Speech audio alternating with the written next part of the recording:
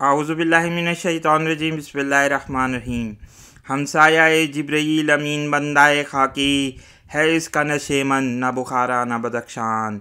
अल्लामा इकबाल ने 100 साल पहले जब ये नज़म लिखी थी तो महसूस ये होता है कि उनके जहन में तालिबान का वो लश्कर था जो अब अफ़गानिस्तान और वस्त एशिया के इलाक़ों पर आहिस्ता आहिस्ता अपना कब्ज़ा मुस्तहकम करने की कोशिश कर रहे हैं। आज की वीडियो में मुस्तक़बिल के होने वाले वाक़यात पर एक तज़किया पेश किया जाएगा। आप लोगों से गुजारिश है कि हमारे चैनल को सब्सक्राइब करने के साथ साथ बेल आइकन के बटन को हिट करें, साथ साथ वीडियो को लाइक या डिसलाइक करना ना भूलें।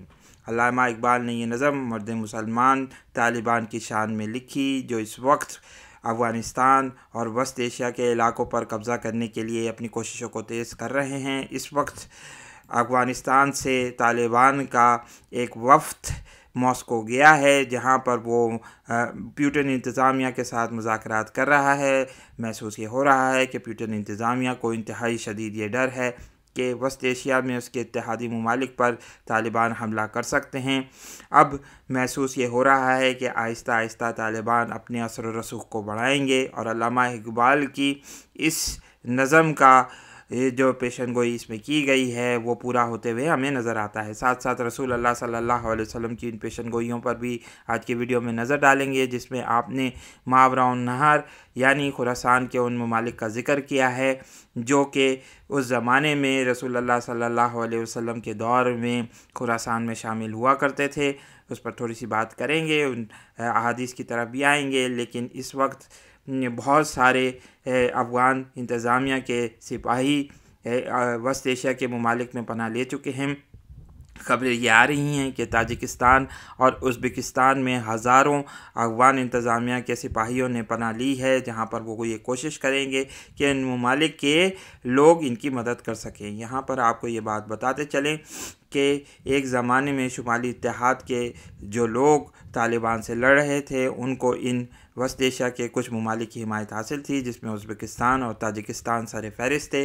और महसूस यही हो रहा है कि तालिबान जिस तेज़ी से अफ़गानिस्तान के मगरबी इलाके पर कब्ज़ा करते हुए चले जा रहे हैं, उससे ये लग रहा है कि ये जंग अब खुरासान के इन इलाकों तक फैलेगी जिनको हम उज़्बेकिस्तान और ताजिकिस्तान के नाम से जानते हैं। आइए थोड़ी सी बात करते हैं ट्रांस ओशियानिया के इस नक्शे पर देखते हैं और महसूस ये होता है कि अल्लामा इकबाल ने इस शेर में जिन जगहों का इशारा किया था उसमें से एक बदख्शां है। बदख्शां इस वक्त अफ़गानिस्तान में शामिल है और साथ साथ बुखारा की बात की गई थी। बुखारा हम तमाम लोग जानते हैं कि मौजूदा जो उज़्बेकिस्तान है उसमें ये शामिल है।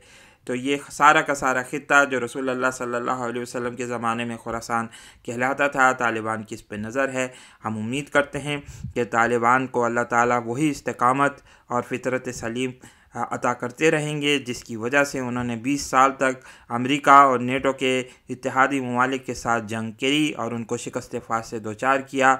और इस तरीके से अमेरिका और उसके नेटो इत्तेहादी अफ़गानिस्तान से खाइब व खासिर होकर लौट गए हैं। और जिस तरीके से जो बाइडन ने अपनी शिकस्त का एतराफ़ किया, जिस तरीके से उन्होंने ये कहा कि ये मिशन अकम्प्लिश नहीं हो सका, उससे महसूस ये होता है कि तालिबान पूरी तरीके से अफ़गानिस्तान पर चंद ही हफ़्तों में कब्ज़ा करने वाले हैं।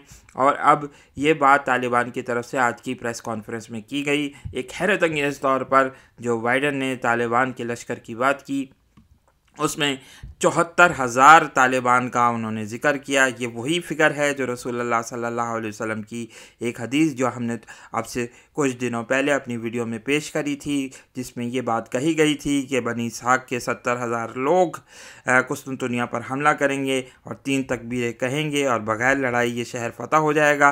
तो लगता यही है कि अल्लाह ताला भी अब पूरी दुनिया को बता रहे हैं कि ये 74,000 तालिबान इंतहाई शानदार लश्कर, अल्लाह ताला का ये लश्कर तैयार हो चुका है, जहां ये मज़लूम और मखूर मुसलमानों की उठे हुए हाथों की दुआओं का कबूल होने का जो वक्त है वो अब करीब आ चुका है। हम उम्मीद करते हैं कि तालिबान तमाम मजहूर और मखूर और मज़लूम मुसलमानों की मदद के लिए ज़रूर उठेंगे और ये वही मौक़िफ़ अपनाएंगे जो आज से 20 साल पहले उन्होंने अपनाया था। यहाँ पर ये बात भी आपको बताते चलें कि रसूलुल्लाह सल्लल्लाहु अलैहि वसल्लम ने सुनन अबू दाऊद में ये पेशन गोई की है, जिसमें उन्होंने ये बात कही थी कि वस्त एशिया से यानी वराउन नहर से एक शख्स उठेगा। आइए बात करते हैं उस हदीस की, सुनन अबू दाऊद की ये खूबसूरत हदीस हम आपके सामने पेश करते हैं। हदीस नंबर 5222। हज़रत अली रज़ी अल्लाह ताला अन्हु कहते हैं, ये मिशकात शरीफ वॉल्यूम 3 को हमने खोला है। हज़रत अली रज़ी अल्लाह ताला अन्हु कहते हैं कि रसूलुल्लाह सल्लल्लाहु अलैहि वसल्लम ने फरमाया है, एक शख्स इन शहरों में जो नहर के पीछे वाक़े हैं ज़ाहिर होगा, इसका नाम हारिसुल हर्रास होगा। इसकी फ़ौज के अगले हिस्से पर एक शख्स होगा जिसका नाम मंसूर होगा। ये हारिस मोहम्मद सल्लल्लाहु अलैहि वसल्लम की औलाद को जगह या ठिकाना देगा, जिस तरह के कुरैश के इन लोगों ने जो ईमान ले आए थे मोहम्मद सल्लल्लाहु अलैहि वसल्लम को ठिकाना दिया था। हर मुसलमान पर इस शख्स की मदद वाजिब है। यानी इस ग्रेटर खुरासान के इस इलाके को ट्रांसोक्सानिया की हमने बात करी। वराउन नहर से मुराद यहाँ ऑक्सस रिवर है। कोशिश करके इसको थोड़ा सा बड़ा करने की कोशिश करते हैं तस्वीर, शायद ये हमारे साथ बड़ी हो जाए।